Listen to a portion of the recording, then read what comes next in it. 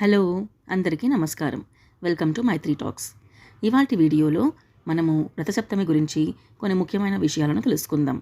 ఈ సంవత్సరం రథసప్తమి 16వ తేదీ అనగా 16th Feb 2024న రాబోతోంది. రథసప్తమి ప్రతి సంవత్సరం మాఘశుద్ధ సప్తమి నాడు వస్తుంది. ఆ రోజు మనము ప్రత్యక్ష భగవానుడు అయినటువంటి ఆ సూర్య భగవానుడిని పూజిస్తాము. ఈ రథసప్తమి ప్రత్యేకతను మరియు విశిష్టతను మా మామగారైన శ్రీ మునిగోటి చంద్రశేఖర శర్మ గారు వివరిస్తారు. ఆయన పదవి విరమణ చెందిన తెలుగు అధ్యాపకులు. ఇక వివరణలోకి వెళ్దాము. శ్రీ విజయ వినాయకాయ నమః, శ్రీ సరస్వత్యై నమః, శ్రీ సూర్యనారాయణ స్వామినే నమః, శ్రీ గురుభ్యో నమః. శ్రీరామానుగ్రహ భాగ్యముచే విలసిల్లు సనాతన ధర్మపరాయణులైన ఆత్మీయులకెల్లరికి వందనం, అభివందనం. ఇక 2 రోజుల్లో రాబోతున్నటువంటి రథసప్తమి సందర్భంగా ఈనాడు మా సొంత ఛానల్ విజయవాహిని ద్వారా మిమ్మల్ని అందరినీ కలుసుకోవడం చాలా సంతోషం. ముఖ్యంగా ఈరోజు రథసప్తమి, సూర్య కుటుంబం. రథసప్తమి రోజు చేయవలసినటువంటి ఆచరణ కృత్యాలు, కర్తవ్యనిష్ట, ఆరోగ్య భాగ్యం అనే అంశాల గురించి ముచ్చటించుకున్నాం. అరుణవర్ణం పాశాంకుశధరం దేవం ఏకదంతం చూతఫలధరం సర్వవిఘ్నహరం విజయఫలప్రదం నమామి విజయగణపతిం భజే. ప్రత్యక్ష దైవము, లోకబాంధవుడు, నవగ్రహాధినేత, కర్మసాక్షి, దినకరుడు, వర్షకారకుడు, ఆహార ప్రదాత, ఆరోగ్య ప్రదాత అయినటువంటి సూర్యభగవానుడు గురించి మనం చెప్పుకోబోతున్నాం. ఈరోజు ఉదయే బ్రహ్మస్వరూపాయ మధ్యాహ్నేతు మహేశ్వర అస్తమానే స్వయం విష్ణు త్రయీమూర్తి దివాకర. ఏ భగవానునైతే ఒక్కసారిగా స్మరిస్తే త్రిమూర్తులను స్మరించినంత ఫలితం లభించేటటువంటి ఆ సూర్యభగవానునే పుట్టినరోజు రథసప్తమి. అందుకే రథసప్తమినే సూర్య జయంతి అని కూడా అంటారు. ఆ రోజు ఇది రథసప్తమి గురించి సూర్యుడు పుట్టినరోజుని కొందరనగా, మరికొందరు ఆ రోజు సూర్యోదయం వేళలో, సూర్యోదయం కంటే ముందు ఆకాశంలో కొన్ని నక్షత్రాలు రథాకారంలో ఏర్పడతాయి కనుక ఆ రోజు రథసప్తమి అని అన్నారు.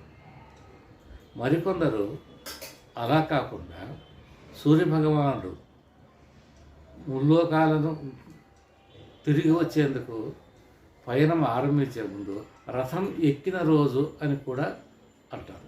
ఏది ఏమైనా రథసప్తమి అను పర్వదినం సూర్యభగవానునికి సంబంధించినటువంటిది. ఇక సూర్యభగవాను గురించి 4 విషయాలు చెప్పుకుందాం. ఆయన సూర్య కుటుంబం గురించి తెలుసుకుందాం. అదితి కశ్యపుల కుమారుడు సూర్యుడు. అదితి కుమారుడు కనుక ఆదిత్యుడైనాడు, కశ్యపుని కుమారుడైన వల్ల కాశ్యపుడైనాడు. ఆయన సర్వలోకాలకు జగన్నాయకుడైనటువంటి శ్రీ మహావిష్ణువు యొక్క ఆత్మజుడు బ్రహ్మదేవుడు. ఆ బ్రహ్మదేవుని కుమారుడు మరీచి, ఆ మరీచి కుమారుడు కశ్యపుడు, ఆ కశ్యపుని కుమారుడు ఈ సూర్యుడు. సువతి ప్రేరయతి జనాన్ కర్మణేతి సూర్య అంటే లోకులందరినీ మేల్కొల్పి తన తన కర్తవ్యాల వైపు వారిని నడిపించేందుకు ప్రేరేపించేవాడు సూర్యుడు అని ఆ సూర్య శబ్దానికి అర్థం. దీనిని మనము శ్రీ వెంకటేశ్వర స్వామి సుప్రభాతంలో కౌసల్య సుప్రజారామ పూర్వాసంధ్యా ప్రవర్తతే ఉత్తిష్ట నరశార్దూల కర్తవ్యం దైవమాన్యకం. అటువంటి కర్తవ్య నిర్వహణకు సూర్యభగవానుడు సిద్ధపడిన రోజు. సరే, ఇక సూర్య కుటుంబంలో వస్తే సూర్యభగవానునికి ఇద్దరు భార్యలు. ఒక్కరు సంజ్ఞాదేవి, రెండవ ఆమె ఛాయాదేవి. సంజ్ఞాదేవినే సంధ్యాదేవి అని కూడా అంటారు. సంధ్యాదేవి దేవశిల్పి అయినటువంటి విశ్వకర్మ కుమార్తె. రెండవ భార్య అయిన ఛాయాదేవి సంజ్ఞాదేవి యొక్క కల్పన. సూర్యునికి కుటుంబం పెద్దది అని చెప్పవచ్చు. సూర్యుని సంతానం 7. 5 మగపిల్లలు కాగా 2 ఆడపిల్లలు. అందులో సంజ్ఞాదేవికి 4 కుమారుల్లో వైవస్వతుడు, యముడు, యమున, అశ్విని దేవతలు. రెండవ భార్య అయిన ఛాయాదేవికి 3 పిల్లలు. మొదటివాడు సావర్ణి, 2 శనేశ్వరుడు, 3 తపతి. యొక్క పెద్ద కుమారుడైన వైవస్వతుని యొక్క మన్వంతరంలో ప్రస్తుతం మనం ఉన్నాము. ఇతడు 7వ మనువు. ఇతనికి శ్రాద్ధదేవుడు అనే పేరు కూడా కలదు. మనం సంకల్పం చెప్పుకుంటున్నప్పుడు శుభాభ్యాం శోభన ముహూర్తే అద్య బ్రహ్మణే పదార్థే శ్వేతవరాహ కల్పే వైవస్వత మన్వంతరే అని చెప్పుకుంటున్నాం. ఆ వైవస్వతుడు ఎవరయ్యా అంటే ఈ సంజ్ఞాదేవి కుమారుడు. ఇక రెండవ భార్య పెద్ద కొడుకైన సావర్ణే రాబో మన్వంతరములో 8వ మనువు కాగలడు. సూర్యుడికి అనేక పేర్లు ఉన్నాయి. అమరకోశంలో 52 పేర్లు చెప్పబడినాయి. ఈ పేర్లన్నీ సూర్యుని యొక్క గుణగణాలు, శక్తి సామర్థ్యాలను బట్టి వచ్చినాయి.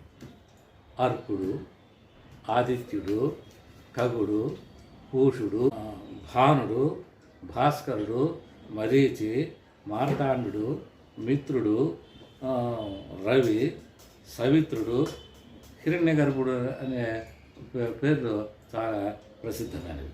ద్వాదశాదిత్యుల పేర్లు సౌరశక్తిని బట్టి 12 మాసాలలో, 12 రాసులలో, 12 రూపాలలో, 12 పేర్లతో పేరుకెక్కినాడు. చైత్రమాసంలో ధాత అని, వైశాఖంలో ఆర్యమ అని, జ్యేష్ఠంలో మిత్ర అని, ఆషాఢంలో వరుణ అని, శ్రావణంలో ఇంద్ర అని, భాద్రపదముల వివస్వతుడని, ఆశ్వయుజంలో పూష అని, కార్తీకంలో పర్జన్యుడని, మార్గశిరంలో అంశుమాన్ అని, పుష్యంలో ఖగ అని, మాఘంలో త్వష్ట అని, పాల్గొనంలో విష్ణు అనే నామాలతో ఆయన ద్వాదశాదిత్యుడైనాడు.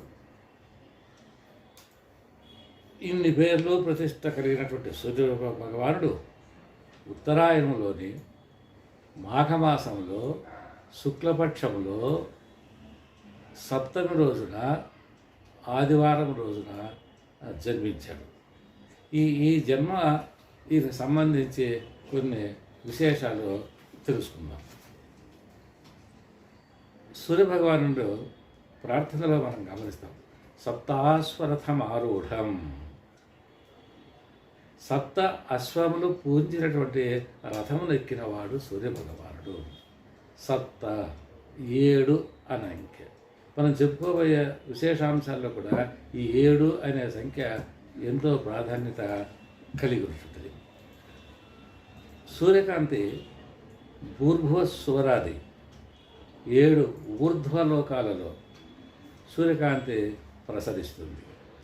సూర్యకాంతి తెల్లందనంలో 7 రంగుల కలయిక అయిన తెలుపు రంగు ఉంటుంది. రథసప్తమి రోజున శిరస్నానం చేసేటప్పుడు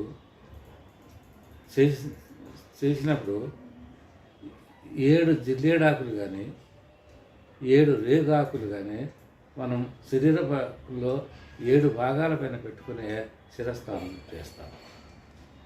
ఎందుకు ఆ జిల్లేడుకు, రేగు పండ్లకు, చిక్కుడుకు అంత ప్రాధాన్యత వచ్చిందంటే సూర్యకాంతిని లేదా సూర్యరశ్మిని అధికంగా తీసుకునే, నిల్వ చేసుకునే ప్రాణశక్తి ఆ ఆకులకు ఉంటుంది. కాబట్టి అటువంటి ఆకుల యొక్క స్పర్శ మనకు తగలాలంటే సూర్య స్నానం సందర్భంలో వాటిని మనం ఉపయోగించుకోవడం. అలా ఉపయోగించుకుంటే ఆ ఆకుల్లోనే విద్యుత్ శక్తి నీటిలోని విద్యుత్ శక్తితో కలిసి శరీరానికి ఆరోగ్య భాగ్యాన్ని పెంచేటటువంటి ప్రభావాన్ని చూపిస్తాయి కనుక ఈ ఆకులను ముఖ్యంగా చెప్పుకోవడం జరిగింది స్నానంలో. తర్వాత వారానికి 7 రోజులు, అందులో మొదటిది ఆది తొలి అయినది ఆదివారం. ఆ ఆదివారము కూడా ఆదిత్యవారము నుంచే వచ్చినది. ఆదిత్యుడు అనగా ఇంతకుముందే మనం చెప్పుకున్నాం సూర్యుని గల మరి యొక్క పేరు. ఈ పై 7 అంశాలను గమనిస్తే 7 అనే అంకె సూర్య సంబంధంగా తోస్తున్నది. అందువల్లనే తిరుమలలో కూడా రథసప్తమి పర్వదినాన 7 వాహనాలలో సప్తగిరీశుడు ఊరేగుతాడు. 7 కొండలవాడు ఆ రోజున 7 రకాల వాహన సేవలను పొందుతాడు. అందువల్లనే ఈ 7కు గల సూర్యప్రీతి అయినటువంటి ఈ 7 అనే అంకెను గ్రహించి మన పెద్దలు పిల్లలకు మకర సంక్రాంతి వేళ, భోగి పండగ నాడు పోసే భోగి పళ్ళ కూడా 7 సంవత్సరములలోపు పిల్లలకే పోయాలనేసి నిర్దేశించారు.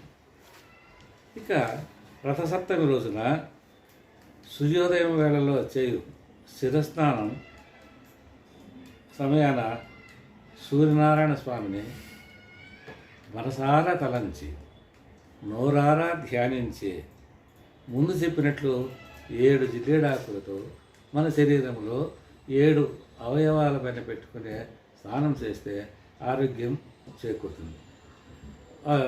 తలపైన 1, భుజాలపైన 2, చేతులలో 2, తొడలపైన అంటే మోకాళ్ళ దగ్గర ఇంకో 2, మొత్తం 7 ఆకులు పెట్టుకునే స్నానం. జిల్లేడాకులు కావచ్చు, రేగాకులైనా కావచ్చు, పెట్టుకునే స్నానం చేయడం ఆరోగ్యకరమైనటువంటి అంశం. ఈ స్నానం చేయనప్పుడు చెప్పుకోవాల్సినటువంటి కొన్ని శ్లోకాల గురించి ఇప్పుడు తెలుసుకుందాం. మొదటిది జననీ త్వం హే లోకానాం సప్తమి సప్తకే సప్తవ్యాహృతికే దేవి నమస్తే సూర్యమాతృకే. ఆ అర్కపత్రం సూర్యుడి తల్లి లాంటిది. అటువంటి అమ్మ మనకు బిడ్డలకు మేలు చేస్తుంది కాబట్టి అటువంటి సూర్యుని తల్లినటువంటి ఆ జిల్లేడాకు కూడా మనకు ఆరోగ్య భాగ్యాన్ని ఇస్తుంది. రెండవది నమస్తే రుద్రరూపాయ రసానాం పతయే నమః అరుణాయ నమస్తేస్తు హరివాస నమోస్తుతే అని సూర్యభగవాను ఆరాధిస్తాం. ఇక మూడవది యద్యజ్జన్మ కృతం పాపం మయా జన్మ సుసుప్తసు తస్య రోగచ్చ శోకంచ సమస్తం హంతు సప్తమి. అంటే ఎన్ని జన్మల పాపాలు చేసినా ఈ స్నానంతో 7 రకాల రోగాలు, 7 రకాల పాపాలు హరిస్తుంది ఈ సప్తమి అనేసి చెప్పబడుతుంది. ఏతజ్జన్మ కృతం పాపం యజ్జన్మాంతరార్జితం మనోవాక్కాయజం యచ్చత్ జ్ఞాతాజ్ఞాతేచ ఏ పునః. మరలా అదే చెప్తున్నారు 4వ శ్లోకంలో కూడా. ఏ జన్మలో చేసిన పాపాలైనా, ఏ జన్మలో సంపాదించినటువంటి ఈ పాప ఫలాలైనా ఈ జన్మలో త్రికరణ శుద్ధిగా మనస్సు, వాక్కు, కాయం అంటే శరీరం, ఈ మూడింటితో సూర్యుని ఆరాధిస్తూ స్నానం చేస్తే ఆ పాపాలన్నీ కొట్టుకుని పోతాయి. సూర్యుడు పుడితే ఎట్లా చీకటి పారిపోతుందో ఈ సూర్య స్నానంతో ఈ పాపాలన్నీ నశిస్తాయి. సప్త ఇంకా ఒక్కటి ఉంది. సప్త సప్త మహాసప్త సప్తద్వీపా వసుంధర సప్తార్క పర్ణమాదాయ సప్తమ్యాం స్నానమాచరేత్. సప్తార్కం వర్ణం. అర్కుడు అనేది సూర్యుడికి ఒక పేరని ఇంతకుముందు చెప్పుకున్నాం. సూర్యుడికి ఇష్టమైన ఆకు కనుక జిల్లేడు, దానికి అర్కపత్రము అని కూడా పేరు. ఇక్కడ ఎన్ని పెట్టుకున్నాడు? సప్తార్క పర్ణం అని చెప్పాడు. అంటే 7 ఆకులు, 7 జిల్లేడు ఆకులు. ఎక్కడెక్కడ పెట్టుకోవాలో కూడా ఇంతకుముందు చెప్పుకున్నాం. అటువంటి 7 జిల్లేడు ఆకులతో మనకు పాప ఫలాలు పోయి పుణ్యఫలాలు దక్కుతాయి. ఇది సప్తవిధం పాపం స్నానాన్మే సప్తసప్తికే సప్త వ్యాధి సమాయుక్తం హరమాకలి సప్తమి. ఈ విధంగా 7 రకాలైనటువంటి పాపాలు లేదా 7 జన్మలలో చేసిన పాపాలు ఇవన్నీ కూడా ఈ రథసప్తమి నాడు చేసే స్నానంతో కొట్టుకొని పోతాయనేసి చెప్పడం జరిగింది. ఇంకా ఆ విధంగా శ్లోకాలు చెప్పుకొని 7 బాగా శరీర అవయవాలపైన ఆకులు పెట్టుకొని స్నానం చేసిన తర్వాత సూర్యభగవానుడికి ఎదురుగా కానీ లేదా విగ్రహం ముందు కానీ లేదా చిత్రపటం ముందు కానీ నిలబడి పూజించి అర్ఘ్యం వదిలి ధ్యానించాలి. ఈ సూర్య అర్ఘ్య సమయంలో పఠించాల్సినవి. సూర్యునికి అర్ఘ్యం అనేది చాలా ప్రీతికరమైనది. దాన్ని మనం సంధ్యావందనం కూడా చూడవచ్చు. మందేహులనే రాక్షసులు అడ్డుపడకుండా మనము సూర్యునికి అర్ఘ్యం వదలడం వల్ల దాని ఫలితం సూర్యునికి దక్కి ఆ రాక్షసుల పీడ అతనికి వదిలిపోయి మన పట్ల ఆయన కరుణ కలిగిన వాడు అవుతాడు. అందుకోసమే సూర్యునికి అర్ఘ్యము అంటేనే, అర్ఘ్యం అంటే చేతితో వదిలే నీరు అని అర్థం. అది సమర్పించడం. పాద్యం, అర్ఘ్యం ఇవి మనకు షోడశోపచార పూజలో ఈ పదాలన్నీ వింటూనే ఉంటాము. ఇప్పుడు ఆయన ధ్యానం చేయడం. సప్తాశ్వరథం ఆరూఢం ప్రచండం కశ్యపాత్మజం శ్వేతపద్మధరం దేవం తం సూర్యం ప్రణమామ్యం. ఇంతకుముందే చెప్పుకున్నట్టు 7 గుర్రాలను పూజించినటువంటి రథాన్ని అధిరోహించిన వాడు, ప్రచండమైన కాంతి కలిగినటువంటి వాడు, కశ్యపుని యొక్క ఆత్మజుడు అంటే కుమారుడు కశ్యపాత్మజం, శ్వేత పద్మధరం సూర్యునిదంతా తెల్లని కాంతి కాబట్టి తెల్లని తామరలనే చేతులందు ధరించినటువంటి వాడును. అటువంటి సూర్యునికి నేను ప్రణమామి అహం, నేను నమస్కరిస్తున్నాను అని. జపా కుసుమ సంకాశం. జపా కుసుమాలంటే మోదక పూలు వంటి ఎర్రని కాంతి కూడా కలవాడు. ఆ ఎర్ర కాంతి ఎప్పుడు కలిగి ఉంటాడు? ఉదయంలో, సూర్యోదయం వేళ, అస్తమయ వేళలో. ఈ 2 వేళలో ఆయన ఎర్రని అరుణారుణ వర్ణంతో ప్రకాశిస్తూ ఉంటాడు. అదే ఆ 2 సందర్భాలు గమనిస్తే కనుక సూర్యభగవానుడు ఉదయించేటప్పుడు ఏ వర్ణంలో ఉంటాడో అస్తమించేటప్పుడు ఆ వర్ణానికి వస్తాడు. మహనీయులు కూడా అంతే.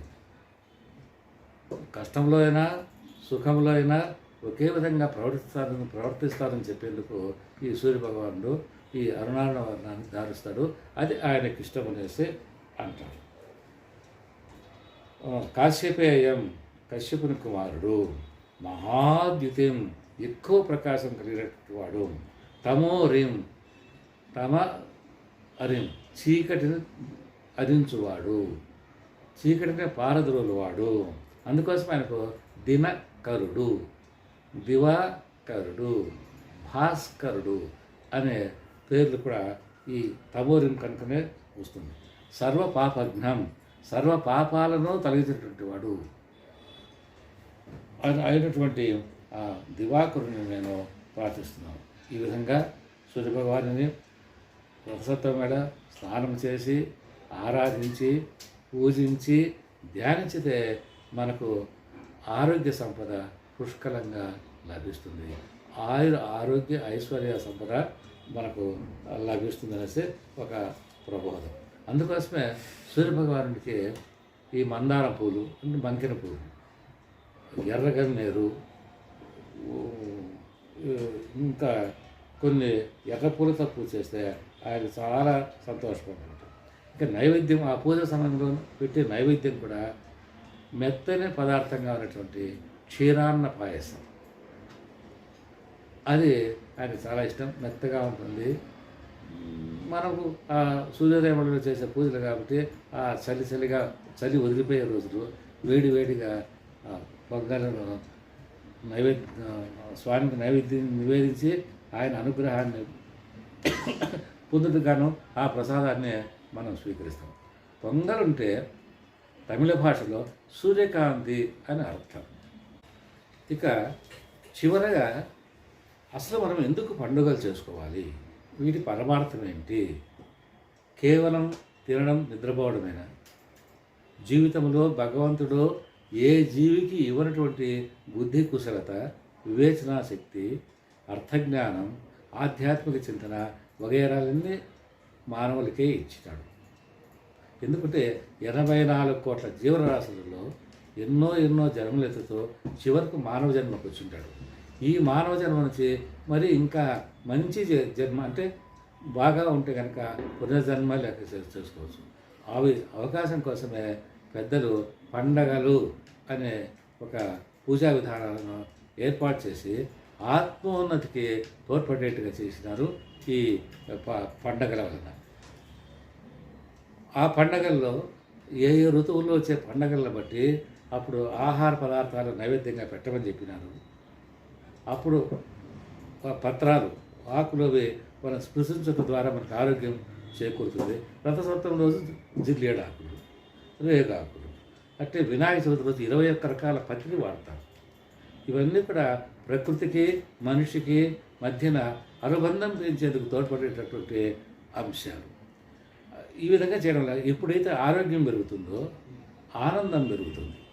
ఆనందం పెరిగితే అన్ని రకాల కార్యక్రమాలు చేసేందుకు మనిషి సంసిద్ధుడిగా ఉంటాడు. అంతేగాని అనారోగ్యవంతుడు ఏమీ చేయలేడు కదా. కనుక ఆరోగ్యమే మహాభాగ్యం. కనుక ఆరోగ్యం భాస్కరాదిచ్చేది. కనుక ఆ ఆరోగ్యాన్ని పెంచుకునేందుకు ఈ సూర్య భగవాన్ని మనము ప్రార్థన చేస్తాం. ఏ విధంగా ఆరోగ్యం భాస్కరాదిచ్చేత్ అంటున్నారంటే సూర్య భగవాను వల్ల ఎన్నో ఆరోగ్యకరమైన ప్రయోజనాలు మనం పొందగలుగుతున్నాము. మొట్టమొదటి చూస్తే కనుక సూర్యుని యొక్క రశ్మి అంటే ఎండలో డి విటమిన్ ఉంటుంది. మరి ముఖ్యంగా సాయంకాలం 4:30 గంటల నుంచి ఎండలో సూర్యరశ్మి ఉంటుంది.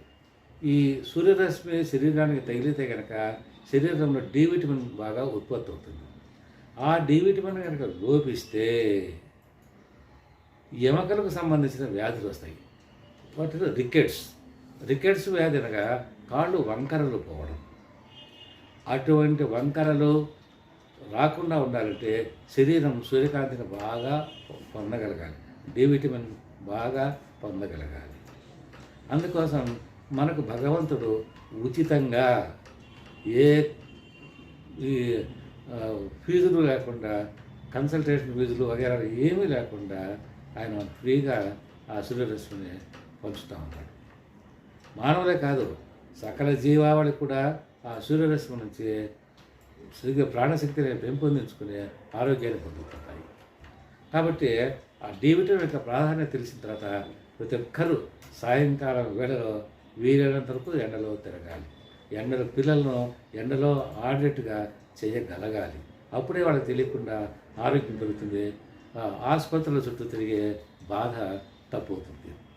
తర్వాత ఈ సూర్యకాంతి వలన గుండె తీరు మెరుగుపడుతుంది. రక్తంలో చెడు కొవ్వు శాతం తగ్గుతుంది. సూర్యకాంతిలోనే నీలలోహిత కిరణాలు అంటే అల్ట్రావైలెట్ రేస్, వాటి ప్రభావం వలన తీవ్రమైన రక్తపోటు అంటే బీపీ కూడా తగ్గుతుందంట. అది సాయంకాలం ఎండలో. అదే ఉదయం 8 గంటల్లోగా ఉన్నటువంటి ఎండలో ఉన్నామంటే, ఆ సూర్యకాంతిని పొందినామంటే మధుమేహ వ్యాధిని కూడా అదుపులో పెట్టుకునేందుకు అవకాశాలు ఉన్నాయనేసి వైజ్ఞానికులు చెబుతూ ఉన్నారు. ఇంకా రకరకాల చర్మ వ్యాధులు, నరాల బలహీనత, కీళ్ళ నొప్పులు, ఉదర సంబంధమైన వ్యాధులు, అజీర్ణము అన్నీ కూడా, గ్యాస్ట్రిక్ ట్రబుల్స్, మలబద్ధకం వంటి అనారోగ్యాలు ఈ సూర్యకాంతితో మటుమాయమవుతాయి. కాబట్టి మనమేమి ఒక పైసా పెట్టి కొనాల్సిన పని లేదు. భగవంతుడే ఆరోగ్య ప్రదాత అయిన సూర్య భగవానుడు మన పైన దయతో తన ప్రకాశాన్నంతా కూడా ప్రపంచమంతా ఇస్తున్నాడు. అది మనము వినియోగించుకునే అవకాశం, ఆలోచన మనలో ఉండాలి. ఇంకా సూర్యకాంతి వలన నాడీ వ్యవస్థ బాగుంటుంది, రక్త ప్రసరణ బాగుంటుంది, జీర్ణక్రియ కూడా బాగుంటుంది. కాబట్టి ఆ వ్యవస్థలన్నీ మెరుగుపడతాయి. అందువల్ల ఆ ఎండలో నడవడం వల్ల స్థూలకాయం అంటే ఒబేసిటీ అంటారు, అది కూడా బాగా తగ్గడం జరుగుతుందట. కాబట్టి అటువంటి సూర్యభగవాను నుంచి ఆరోగ్యాన్ని మనం పొందుతాం. కాబట్టి ఆయన ఆరోగ్యం భాస్కరాది చేతనేసి కీర్తిస్తాయి మన పురాణాలు. ఆదిత్యస్య నమస్కారం ఏ కుర్వంతి దినే దినే ఆయు ప్రజ్ఞాబలం వీర్యం తేజస్తేషాంచ జాయతే. అంటే మనం ఇప్పుడు అనుకున్నట్లు సూర్య నమస్కారాలు కాకుండా సూర్యుని ఎండలో తిరిగితేనే ఆ రంగులు కూడా మనకు ఆరోగ్యప్రదాయకమనేసి అంటారు.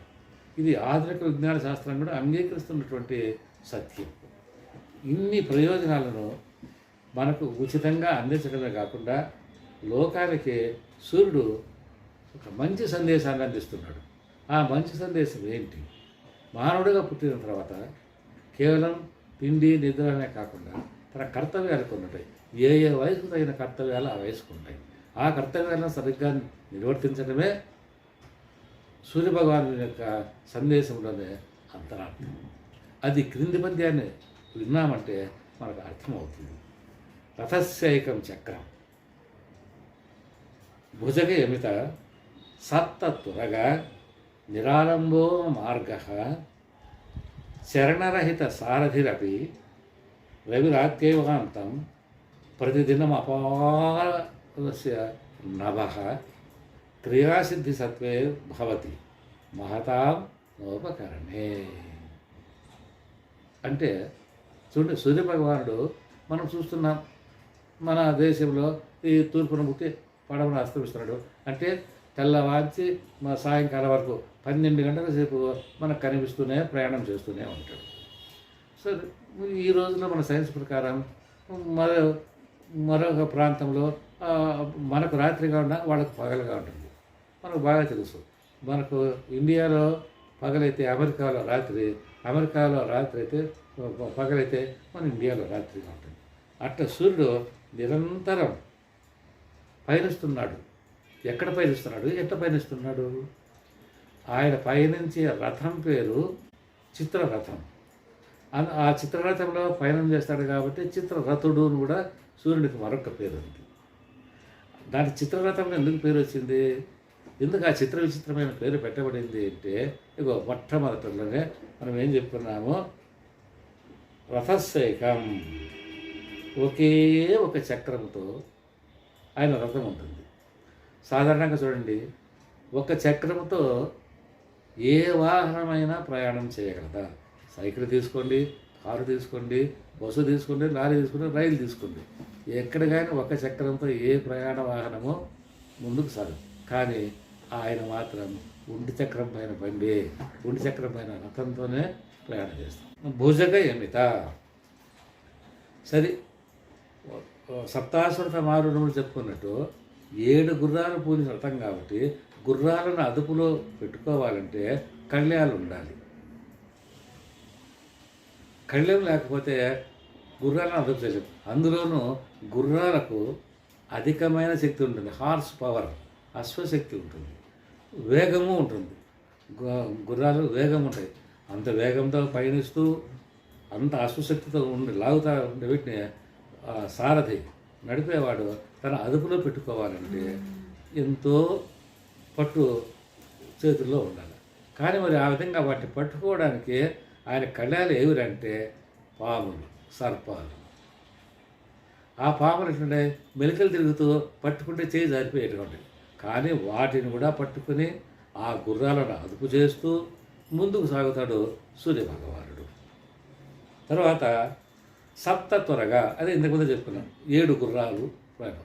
ఒక గుర్రం ఉంటేనే దాని వేగాన్ని అదుపు చేసుకోవాలంటే కష్టమైతే మరి 7 గుర్రాల వేగాన్ని అదుపు చేయాలంటే ఆ సారథి అనేటువంటి వాడు ఎంత తేలిగా ఉండాలి. మరి ఆ సారథి ఎలాంటి వాడు? సూర్యుని రథసారథి ఎవరు? గరుత్మంతుని సోదరుడైన అనూరుడు. అనూరుడు అంటే అర్థమేమి? నా ఊరువులు కలవాడు. నా అంటే నో, నై, ఊరువులు తొడలు, తొడలే లేనివాడు. తొడలే లేవంటే కాళ్ళు ఏముంటాయి, పాదాలు ఏముంటాయి, కాబట్టి కటి భాగం నుంచి కింది భాగం అంతా ఆయనకి లేదు. అటువంటి వాడు ఆ రథాన్ని నడుపుతూ ఉన్నాడు. సారథైనటువంటి వాడు 2 కాళ్ళు ఉంటేనే బండి నొగలో కూర్చొని కాళ్ళు 2 వైపులా వేసుకుని ఆ రథాన్ని, ఆ గుర్రాలను అదుపు చేసుకోగలరు. అటువంటి అవకాశం అనూరునికి ఉందా? లేదు. మరి ఆయన రథసారథిగా ప్రయాణిస్తున్నాడు. సూర్యుని యొక్క ప్రయాణం నిరంతరాయంగా సాగుతూనే ఉంది. మరి పోని ఇన్ని ఉన్నాయి అవాంతరాలు, అడ్డంకులు, ఆటంకాలు. మరొక్కటి, మనం నిలబడాలన్నా, పరిగెత్తాలన్నా, పండుకోవాలన్నా ఆధారం భూమి. బండి నడవాలన్నా ఆధారం భూమి. అటువంటి భూమి మరి అక్కడ ఉందా? ఆయన పయనించేది ఎక్కడ? ఆకాశంలో. ఆకాశం, గగనం, శూన్యం.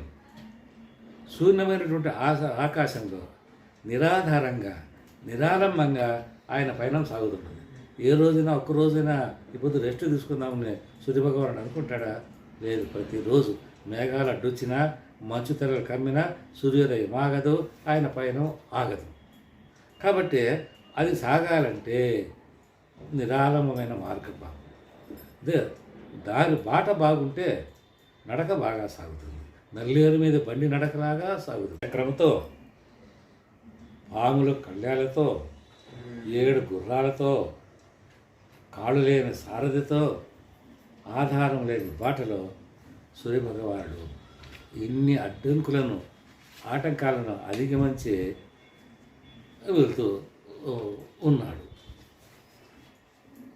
కాబట్టి ఇటువంటి ప్రయాణం సాగడం సులభమా అంటే, ఇన్ని ఉన్నా కూడా ఆయన తన కర్తవ్య నిష్ఠను వదిలిపెట్టడం లేదు. ఇన్ని ఇడుములు రాని, పిడుగులు పడని, అడుగులు తడబడకుండా నీ నడక ముందుకే సాగాలి.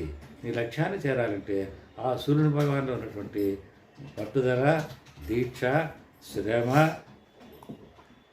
విశ్రాంతిని కోరుకునే మనస్సు లేకుండా ఉన్నటువంటి ఆయన కర్తవ్యం ఇస్తే మనకందరికీ ఆదర్శం కావాలి. మనము నేను అలసిపోయినాను, నేను పని చేయలేను అని అనుకుంటుంటాం సాధారణంగా. కానీ సూర్యుడు ఏమొద్దని అట్లా అనుకుంటే ప్రపంచం ఏం కావాలా? ఆయన ఎండ తగలకపోతే పంటలు ఎట్లా పండుతాయి? ఆయన లేకపోతే వర్షాలు ఎట్లా పడతాయి? కాబట్టి ఎన్నో విధాలుగా ఆ సూర్యభగవానుడు తన కర్తవ్యాన్ని నిర్వర్తిస్తూ లోకాలకు మేలు చేస్తున్నాడు కనుకనే ఆయన లోకబాంధవుడైనాడు, లోకాలకంతా బంధువు. కాబట్టి సూర్యభగవానుడు మనం ఆదర్శంగా తీసుకుని మనం కూడా మన కర్తవ్యాన్ని మనం చేసుకోవాలి. ఎందుకంటే సకాలములో పని పూర్తి అయితే జాతి లక్ష్యం నెరవేరినట్లే.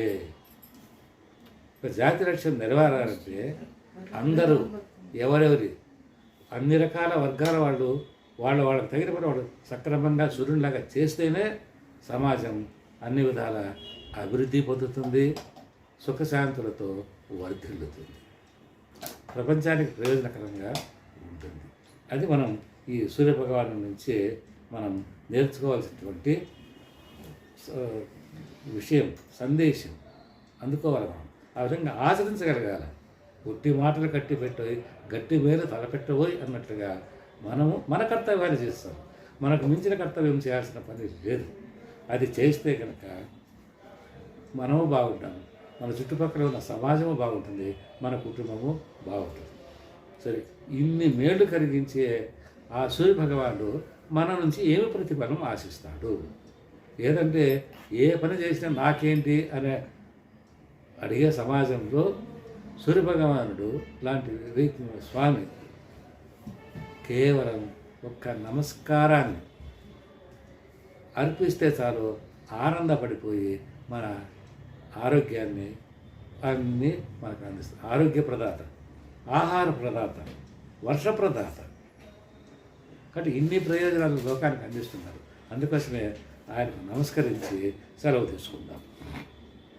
నమస్కార ప్రియో భాను, జలధారా ప్రియో శివ, అలంకార ప్రియో విష్ణు, నైవేద్యేన గణాధిప. అంటే ఇందులో నైవేద్యంకు గణాధిపతికి నైవేద్యం ఇస్తామంట. శివునికి అభిషేకం ఉంటుంది, విష్ణువుకు అలంకార ప్రియుడు. మరి సూర్యభగవానుడు కేవలం ఎర్ర ఏగాని ఖర్చు లేనటువంటి నమస్కారం సమర్పిస్తే చాలు. నాది కాదంతా నీదే నా మహా అనేసి నమస్కరించినామంటే శరణం నీవేనేసి ఆయన మనకు అన్ని విధాలుగా ఆశీర్వదించి మనకు చక్కగా ఆరోగ్యవంతంగా పెడతాడు. కనుక ఆ స్వామిని ప్రార్థించి ఆయన ఆశీస్సులను మనము పొందుతాం. భానో భాస్కర మార్తాండ చండరశ్మే దివాకర ఆయురారోగ్య సిద్ధ్యర్థం ఐశ్వర్యం దేహిమే ధియం అని సూర్యభగవాను ప్రార్థిస్తే ఆయన మన కోరికలన్నిటినీ కూడా తీరుస్తాడు. కనుక అటువంటి సూర్యభగవాన్ని ఈ రథసప్తమి వేళ స్మరించి ధ్యానించి పూజించి సత్ప్రయోజనాలను మనము పొందుతాం, సమాజానికి అందిద్దాం. లోకా సమస్త సుఖినో భవంతు, సమస్త సన్మంగళాని భవంతు. స్వస్తి. యదక్షరం పదభ్రష్టం మాత్రాహింస యద్భవేత్ తత్సర్వం క్షమ్యతాం దేవ సూర్యనారాయణ నమోస్తుతే. ఇట్టు మీ మునిగోటి చంద్రశేఖర శర్మ, బింగళూరు.